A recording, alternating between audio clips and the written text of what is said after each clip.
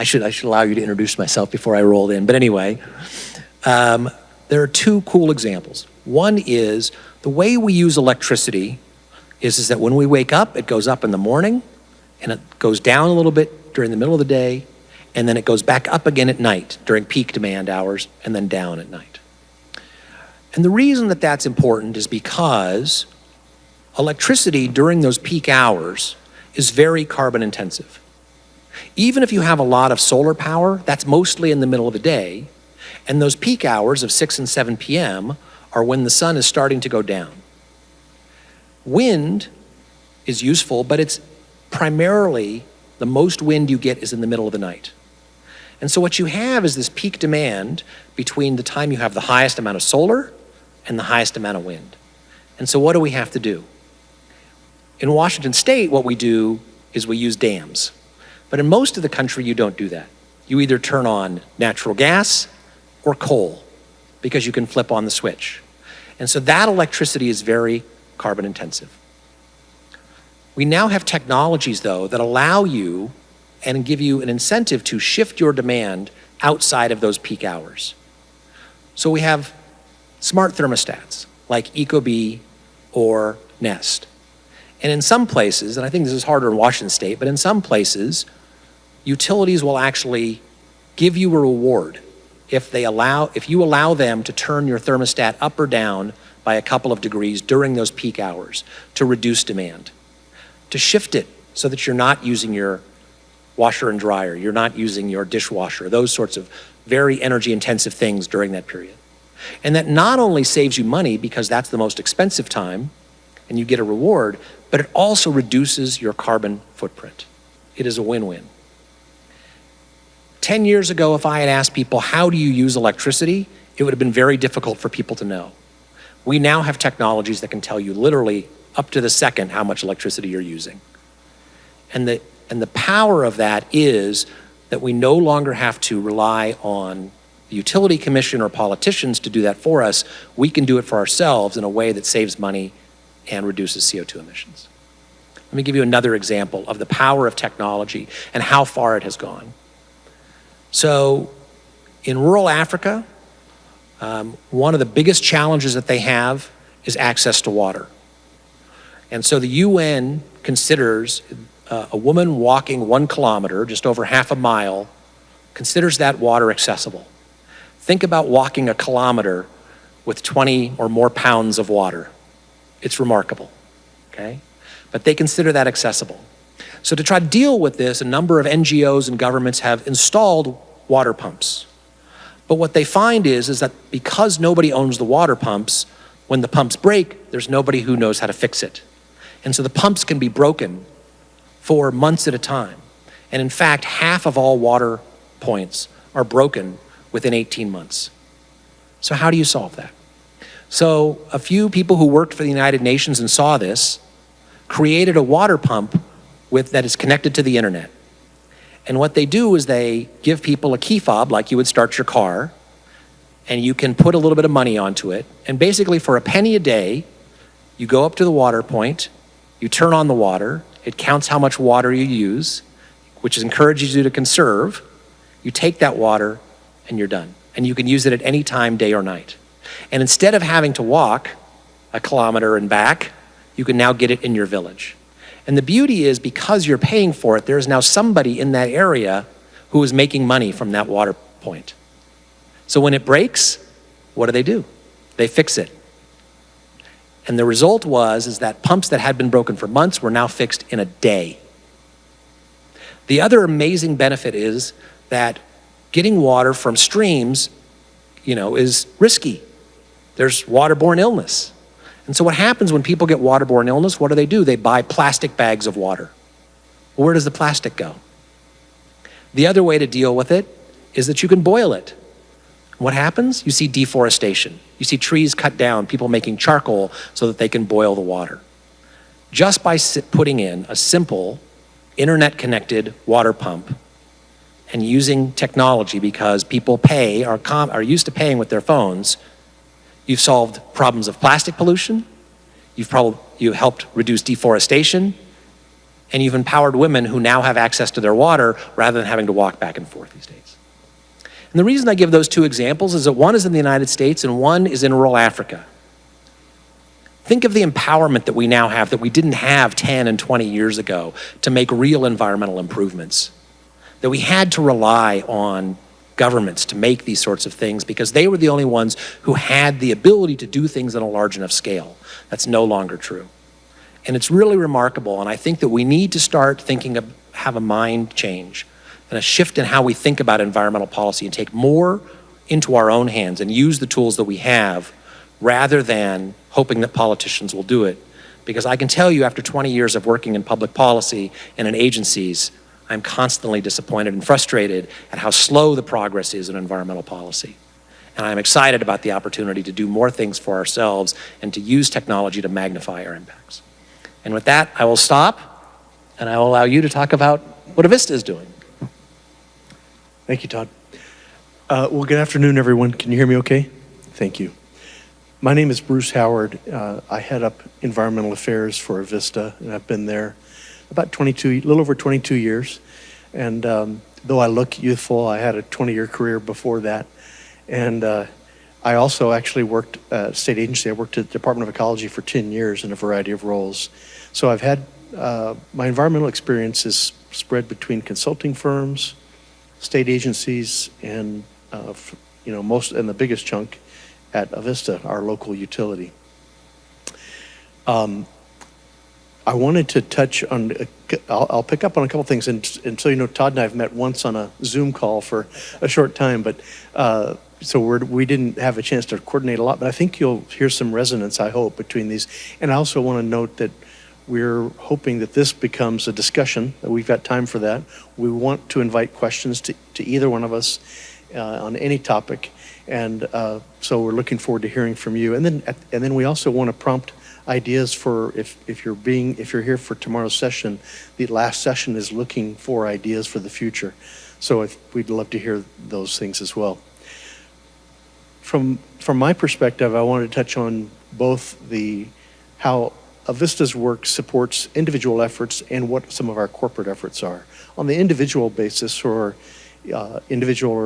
company basis, if you go to myavista.com, if you've never been there, you will find a wealth of resources, and some of those are really old school. I mean, the simple things, adding insulation, having the right kinds of windows, and you know, that's not exciting and all, though there are new technologies and all those things, but it's still really important.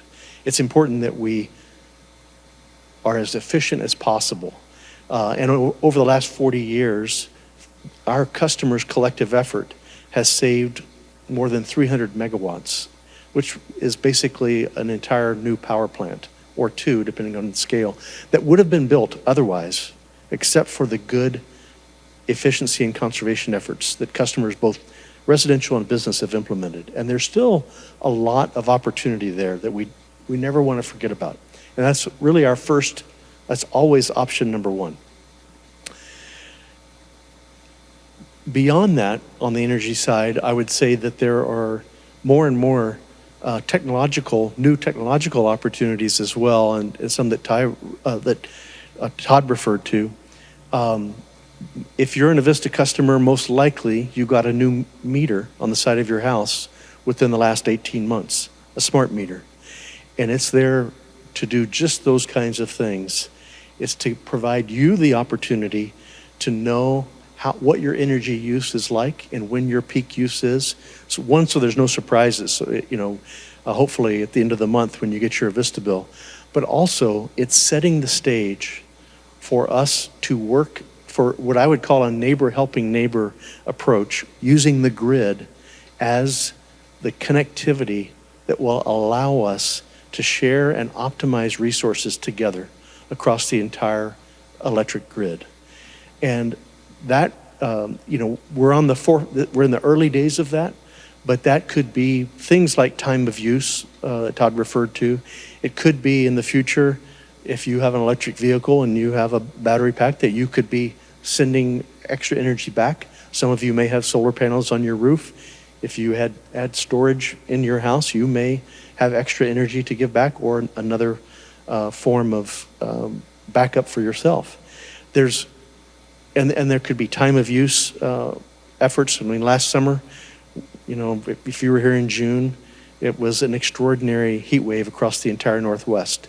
And we had challenges on several of our feeders in Spokane. And hope, some of you may have experienced that. We learned from that already on ways we can optimize those substations and those feeders, but also the smart grid will allow us to optimize those resources so that we might switch feeders depending on load. We could shed load with people who've agreed to have their load dropped if we're in a very short-term need for that. And by sharing those resources together across the grid and by learning in the future, we'll do a couple of things that are core to our obligations as a utility. Our obligations are to provide reliable, affordable electricity and meet a wide range of environmental and other requirements simultaneously. Those things don't always fit neatly together. It doesn't mean we can't do them all, but we do have to balance between reliability, affordability, and the environmental attributes. And that's our goal, is to do that. For us, that is what that stewardship means. You may have seen or heard about the Morris Energy Innovation Center and the work on the South U District. If you've been across that new bridge, it's cool. If you haven't been across, you should. But on this South Landing in that area, we in partnership with McKinstry have begun a new central plant experiment, really, where one building is supplying and managing the energy for an entire group of buildings. And that includes storage. There's batteries in the first floor of that building. There is a water-based storage so that we can take advantage of times when there's extra energy on the grid, and we can store it in that building and then share it to a local area of buildings when they need that energy, either whether that's in the form of heat or electricity. And so, I point that out because it's again on the forefront of learning, and we are engaged on that, to learn and to look for new ways of really carrying out those kind of activities for our customers and beyond. We also formed a new joint venture with McKinstry called EDO to take those kinds of efforts to other companies and to monitor and help them optimize their building and energy use. The other thing I wanted just to at least acknowledge, we are very fortunate in the Northwest with the hydro energy that we have as our largest single source of electricity. That's not to say that hydro doesn't have impacts. It does. It has had, and it does have impacts. At the same time, that's a part of our stewardship responsibility. For Vista, we went through what's called relicensing because we have 8 dams, 2 on the Clark Fork, 6 on the Spokane River, and they're licensed by the Federal Energy Regulatory Commission. And years ago on both systems, we went through collaborative efforts to relicense those dams. And we received a new 45 and a new 50-year license. The key element of those efforts, though, was that we gathered together stakeholders, tribes, state agencies, federal agencies, local landowners, cities, counties, NGOs, from Trout Unlimited to many others. And we said, and rather than fight about, what the impacts are, but we will study the impacts, and we said what we want to do is partner as a group of stakeholders, agree on how we analyze the ecosystem that is around those dams, and then see if we can plot a preferred future together. What would we like to see together in the future? And can we build that into the next 40 to 50 year effort together? And that's what we did.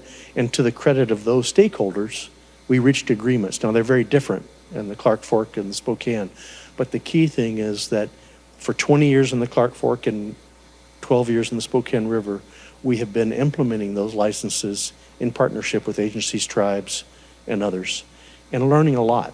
And we're going to continue to do that. So it's a sort of in the meantime effort until who knows what technology comes along, or until we achieve our own goals of 100% renewable energy. We still have an obligation to deliver energy that's affordable, reliable, and that is responsible.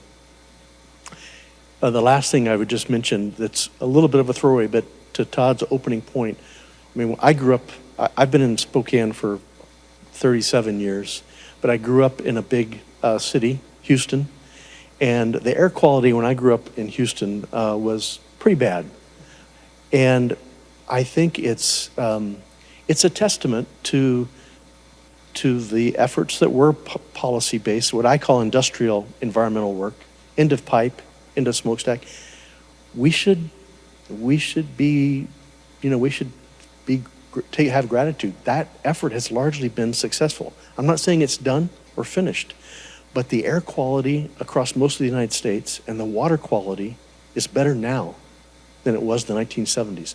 The Spokane River is significantly cleaner now than it was in 1974 when Expo came to Spokane. It doesn't mean we're done, but we also need to take an honest assessment of how far we've come, celebrate that, and use that to give us hope and energy for the future, that there's more to do. And we have a lot of smart people, we have a lot of engaged people, and so there's fun stuff ahead that way. Well, I'll stop with that, and we'd love to open it up to comments and questions, and I know we both have a lot more. We could go on for a long time, either one of us. So I got one for you, Jimmy, actually. I'm wondering, given the need to change individual behavior, which is what I'm going to talk about, are there policies you have in mind to make that happen? And I want to segue that over to a Vista, because I'm a Vista customer, and I can tell you that the kinds of information I get from the website are useful.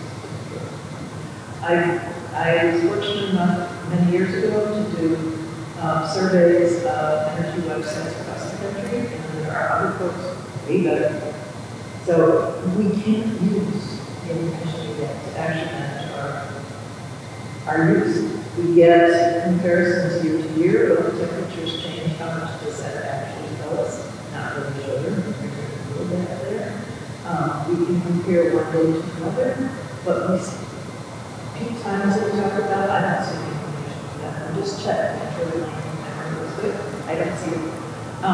So I think there's a lot more you could do if we're going to do individual behavior to give us the tools to do that. That's great. So the questions for everybody watching was two things. One, what policies do we need to change to engage more people individually and things like that? And second, how can we get better information from utilities? And I'll just, starting with the policies, there's a variety of things. I think the first thing is that there has to be a shift in the mindset of how politicians think about this and how we think about politicians.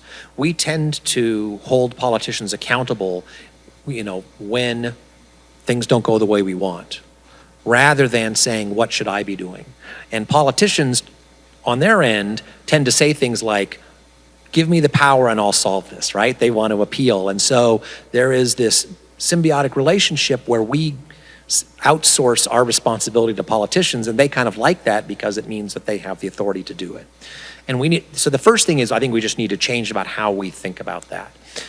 But there are definitely policies that could change that would make the technologies that are available and engage people more. If I asked you how much a gallon of gas is, my guess is that you could tell me within 10 cents. How much is the cost of a kilowatt hour?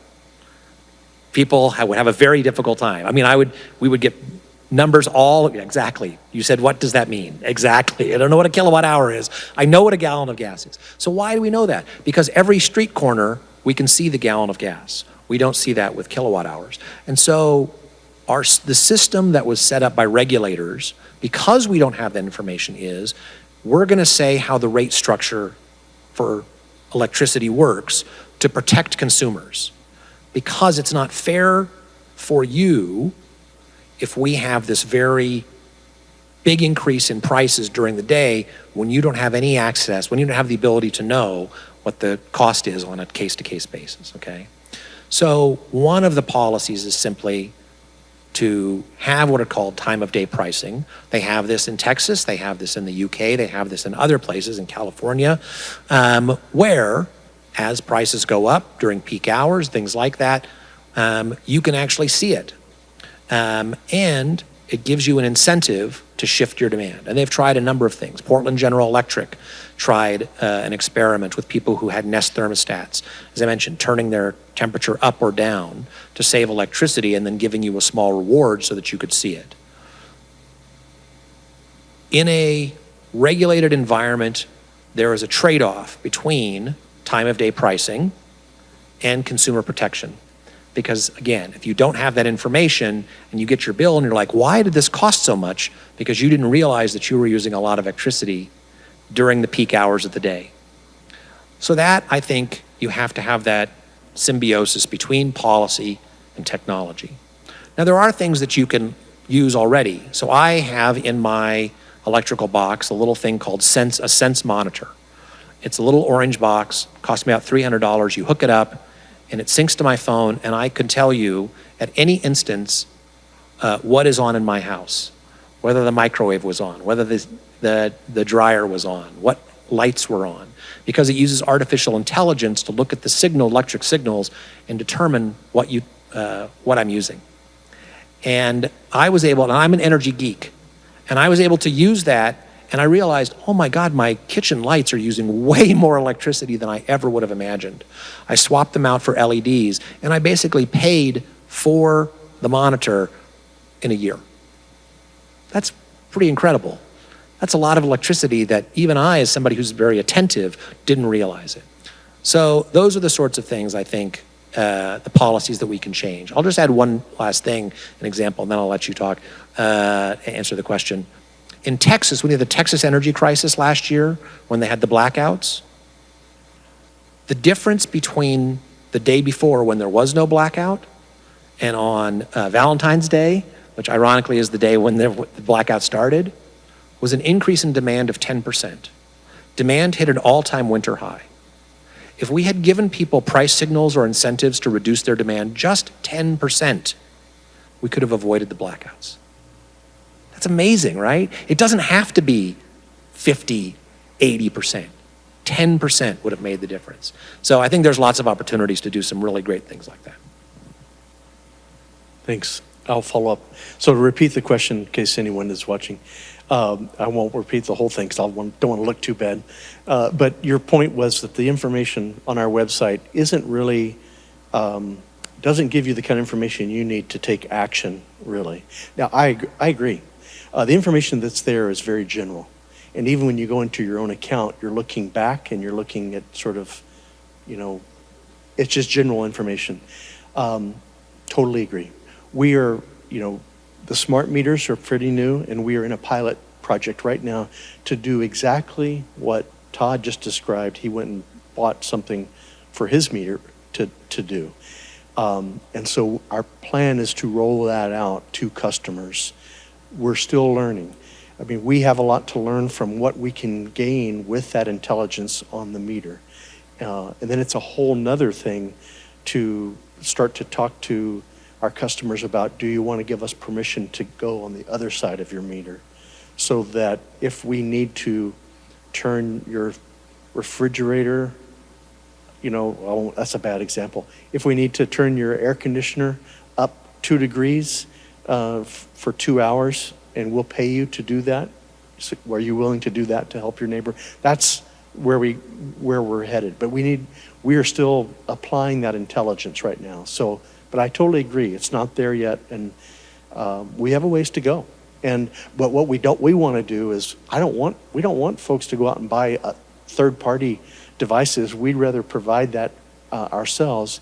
And to that point, we need to work with the commissions to get the kind of rate structure there so that we can offer those opportunities for customers in an equitable way.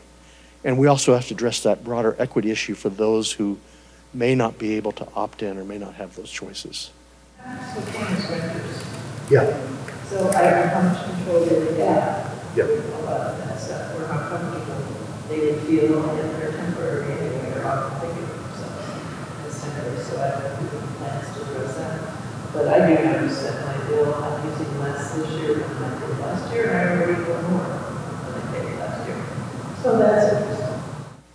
Yeah, so you raised the issue of renters, right? Some people don't have those incentives, those same incentives to shift or things like that, or the capability. And with regard to me buying a Sense, a third party, I'm an early adopter. I'm a geek, so I do what other people don't. So yeah, we had other hands. Go ahead. I can't remember who was next. Yes, sir. We put solar in last June and also heat pump. Our system was sized according to the use before the heat pump. And, since we hadn't built up many credits last summer, as we got into this week, this current last winter, I switched on to the gas briefly occasionally because our heat pump is rated down to 5 degrees, but it loses significant efficiency as it gets colder. And I was thinking that maybe using gas directly for heat rather than using having to buy a distance power to run our heat pump. I don't know if that was a kind of a false economy or not, but part of the reason I was doing that, and this is another point, is there's tiered pricing according to the volume of either electricity or gas we use. And I was trying to stay within the lower tier of that pricing for both gas and electricity by using less of each, balancing it there. Okay. And that point in terms of informing the public, what will be also I would appreciate is real-time information of the cumulative use towards the tier pricing. And I think that's done monthly rather than annually, if I'm correct. And when you look at your cell phone usage, you look at your internet usage, you will get a notice when you're getting close to 10% of your first tier. And then as you get to your second tier pricing, you will also get a notice. And that would, I think, help this incentive. And I think it could be put in pretty easily to the non-system. I don't know if you're looking at that. By the way, we have a new meter on our gas. I don't think we got it on our electricity.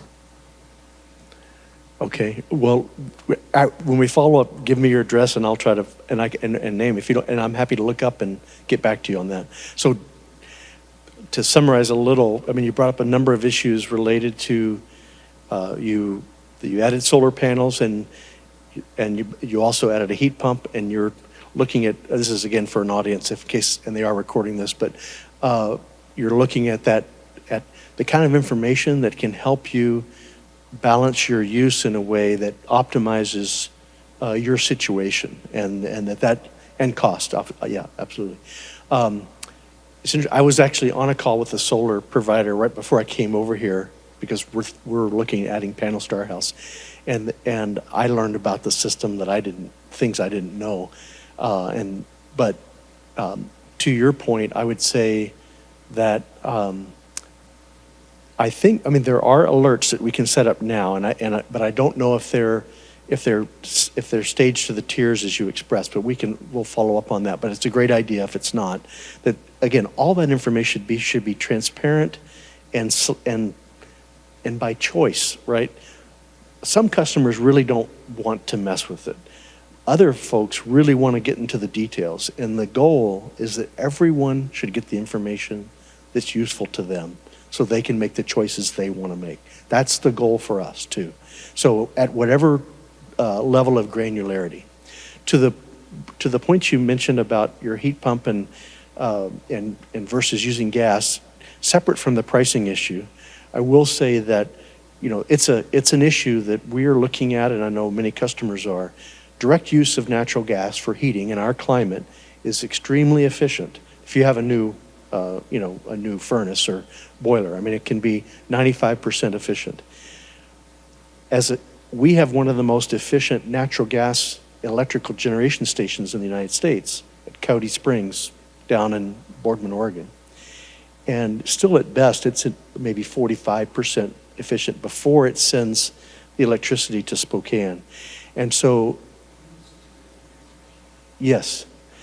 And yeah, that's, even before some transmission loss. So that for us, and again, natural gas is a big discussion, but there's the right fuel and the right place. And especially talking about where we are now to where we're going in the future, natural gas still has a role to play, especially in a climate like ours. But again, there's opportunity for customer choice there. And we see more and more people, and we promote adoption of heat pumps for people to use, and they can be great, especially in our climate where we don't have that high of a air conditioning load. They work, obviously, as you know, good for both. So I heard actually there was a big push for heat pumps, and a lot of people use that as their sole air conditioning. And then when they had a cold snap, sometimes they would end up without any heat because the temperature got low. Heat pumps really. Yeah, so you're raising the issue that heat pumps can sometimes struggle when it gets cold. So I have a heat pump, and when it was cold this winter, I noticed that my temperature in my house would be great, and then all of a sudden it would get below 30 degrees, and it would struggle to bring it up, and I noticed. Yeah. And so I have an Ecobee thermostat, and I would get a little notification that says, your heat pump has run for more than 2 hours today. Is this correct? And so the notification is for a variety of things, just to let you know it's running a lot, but second, also, maybe there's a problem. So that is the sort of information that you can get to deal with the problem that you're talking about. It needs to be more fine-grained, but I did notice that the first time I got it was like, oh, that's interesting. I'd never seen that before. Of how much the heat pump is producing for cooling and for heating. Yeah. It was that just showed up. Yeah, and so you're starting to get that information, and then once you watch it over time, and you start to learn, oh, okay, now I can optimize how I use this and those sort of things, and it becomes really useful. And two is quite a few European countries are really pushing heat pumps to wean it off the Russian gas, which is kind of I don't think there's been high adoption. Heat pumps used to have a bad rap for maintenance. And I dove in, I hope it's that big. What is your take on that? We've only had ours a short period of time, but I haven't had a problem. And so, yeah, I think they're obviously getting better. In the UK, actually, where I've done a lot of research on their utilities, they are pushing heat pumps too. They have a little bit different climate, and so they don't get a lot of freezing temperatures a lot, but there's a lot of opportunity. Well, I know Bill Gates came really pushed. Other questions? Yes, sir. So both of you talked about peak demand on the grid. Can you speak a little bit to how electric vehicle charging plays into evening out those peaks about the grid, especially charging at night? Okay. So the question is about peak load and how electric vehicles or electric transportation plays into peaks and valleys in that.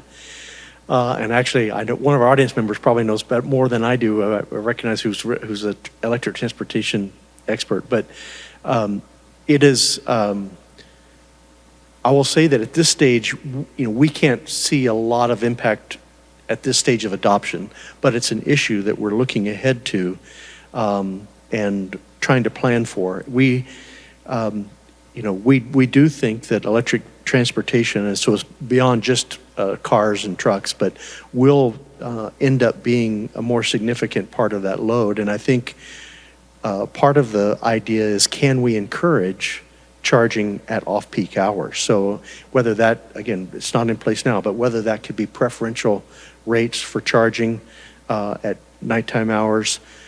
We're still in, early days in terms of electric vehicles in the sense of, but we are out, you may see, we worked with the Regional Transportation Commission to actually secure a grant for the Spokane area to add several hundred more charging stations, public charging stations.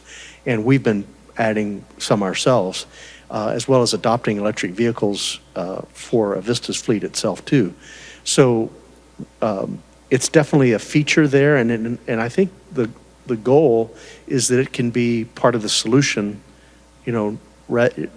as if we guide it effectively, it can help can load balance over a 24-hour period, and again be part of a grid solution once you have, intelligence linking from garages or charging stations back to the grid. About vehicle, What's that? vehicle to grid. Vehicle to grid. Yeah, I mean, that's part of the notion for the future. You were talking about vehicle to grid is that, like a battery that a utility would have, that all of those vehicles could be distributed batteries, right, that could be drawn upon, and that you could buy electricity back from those in the same way that we have, that people buy, or that the utilities buy electricity from solar panels, right? Those batteries could be just another source of electricity like solar panels. Well, it's very early, right? I mean, this is very early technology. The other challenge that you have with that, of course, is the people saying, yes, I'm willing to do that. And you need to get the information. It's like, okay, when do you need your car? When do you want it charged? So that if we take electricity from your vehicle, you don't suddenly need to use it and find that there's no power. So there's a ways to go, and just in terms of communication there. But you talked about reducing the peak, but there's other opportunities to incentivize the use of electric vehicles or charging that deal with other issues. So in the UK, there's a utility called Octopus Energy, and they have very aggressive rate structures that go up during peak and other things. And when Hurricane Atia hit a couple years ago, they actually told people, if you have an electric vehicle, charge it at 2 a.m. because we're going to have a surplus of electricity from all the wind power. And the rates actually went negative. So it was cheaper to pay people a couple of pence a kilowatt hour rather than to turn off, turbines and other things in generation. So you get those sorts of situations. So that's not reducing the peak, but that is taking excess load off of the grid when it is there. And so they can provide those sorts of incentives. And so if you have an electric vehicle and you had signed up for that very aggressive rate, you were getting paid to charge your electric vehicle. So those things are just starting, and there's a lot of, because this technology is relatively new and because people are just getting used to it, these things are starting to emerge, but there's a lot of cool opportunities. So I was going to add. Word issue when you describe electric vehicles, I mean, it seems like more of an opportunity because you can Avista could dramatically increase its demand. Yeah. Off peak. Yeah, no, I didn't mean to convey. No, it is an opportunity, and for us, it's what we would call good load growth, right? Because let's acknowledge too that electric vehicles are offsetting emissions from gasoline burning cars and diesel burning cars. So there's a ton of benefits directly and indirectly. I think it's just that, as Todd pointed out, we have a lot to learn to go. I was just going to point out though, that same learning, and whether it's, it scales. So whether it's a car in a garage to that local feeder, or whether it is the entire Western interconnect from Mexico to Canada, the very similar efforts are underway, and there's a lot more on the grid in terms of the transmission grid. There exists a lot more intelligence. We entered what's called the electric imbalance market this year, and that is really the same idea. It's a neighbor helping neighbor, where we can, there were times, and there still are occasionally times, but in a few years ago, particularly when a number of wind farms went in the Columbia Gorge, and some of them by third parties who there were tax advantages to build those. In this time of year, there would be a lot of extra power on the grid in the Northwest, especially with runoff coming off, and power prices would go negative. And so we would look for ways to not generate, even at our hydro facilities, so that we could take that power and get paid to and offset customer costs by doing that. And that the same dynamics can happen again from a small scale on a local feeder to the entire western United States. And that's the opportunity ahead of us. We have a question behind you. So I was interested if you could talk more about, you mentioned the university project you're building, so basically centralized management for other buildings, including backup. My wife and I are, seems like a common theme in solar this year, and we also explored potentially putting in a backup, which is kind of do that load shifting on an individual level.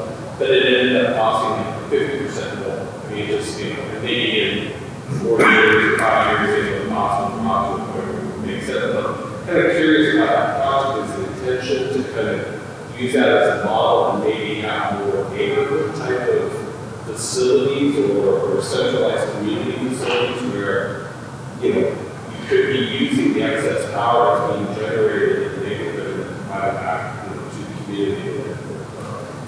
Yeah, so the core goal of that effort of the Morris Innovation Center and a Catalyst building is more of a commercial setting. So, but again, when you look at commercial buildings and cities, there's a lot of energy dynamics there that change during the time of day, and it could be where places where people live as well.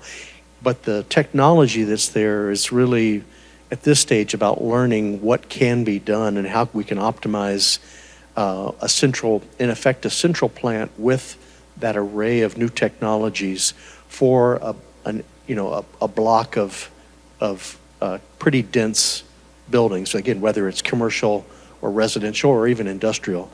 Some of the same, I think there'll be learning there that can help in residential areas, but it's a different setting. I mean, we need both, but it's a learning environment. It's not a commercial enterprise in the sense of we don't expect it to be a profit center in itself. It was developed so we could learn and improve. On that same subject, storage, of course, is a primary issue. We saw decent news outlet, PBS news outlet, hydrogen storage.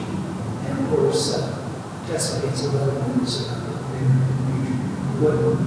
that 8 or 9 cents a kilowatt, I find very difficult to justify much of the effort to put in storage. That's why we didn't consider that as possible. In terms of vehicle grid, then you have the vehicle already, it's already serving the purpose. So I think it could be a lot easier to justify.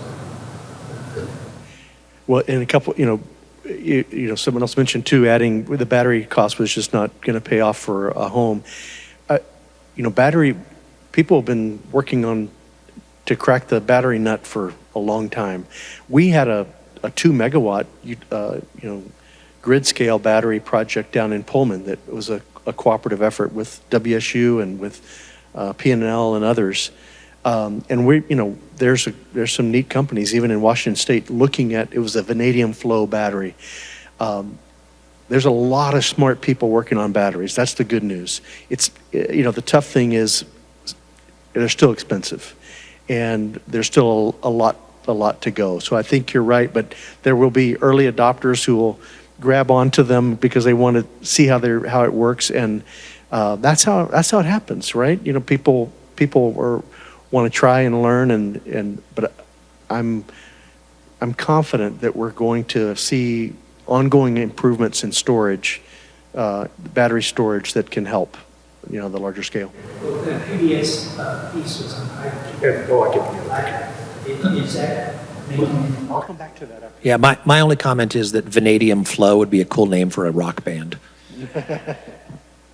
I'm sure there's one out there.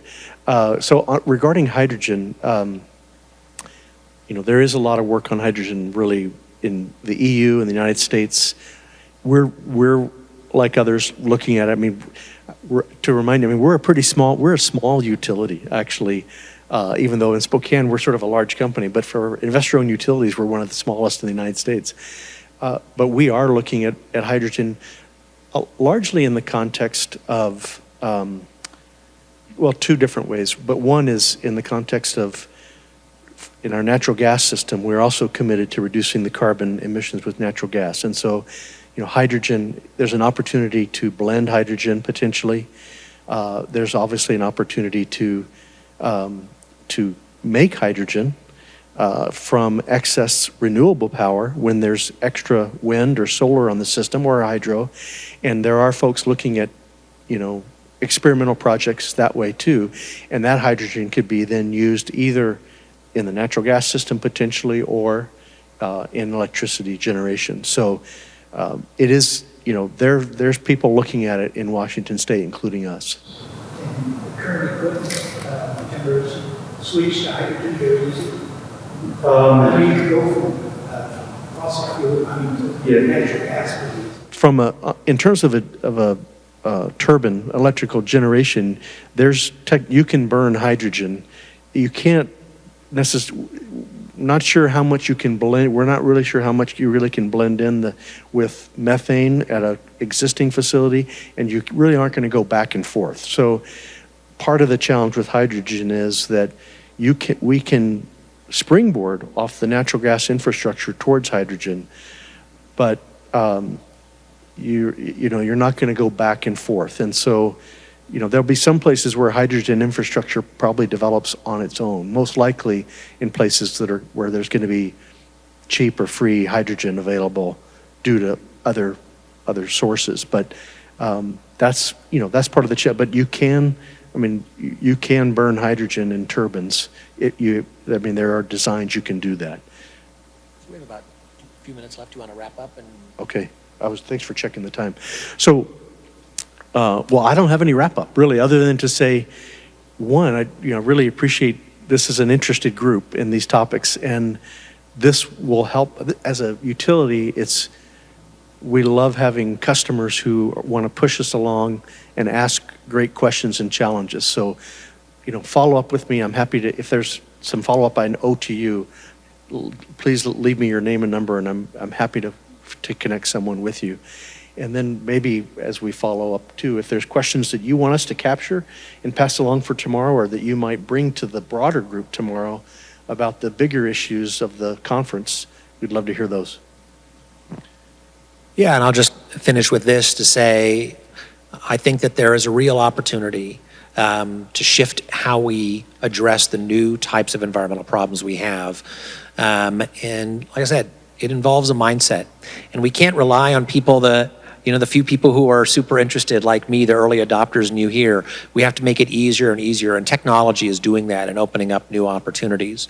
And I would be a horrible, horrible author if I did not plug my book that's coming out this year about environmental technologies. And so I actually have a flyer that I would be happy to give you for a 20% discount you can pre-order, but it's all about the ways that we can change how we address environmental challenges and empower people, democratize environmentalism rather than outsourcing it to politicians, because I think there's a tremendous amount of good that we can do that simply wasn't possible 10, 50 years ago that we can now do today.